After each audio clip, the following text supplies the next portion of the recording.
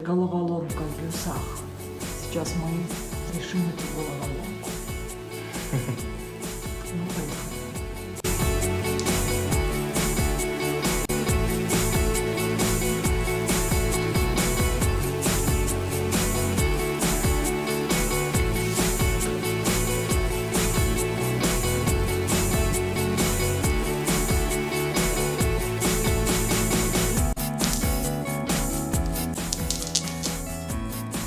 И обратно, да? И обратно.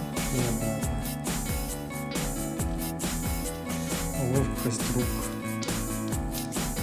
мозгов. Легкость мозгов.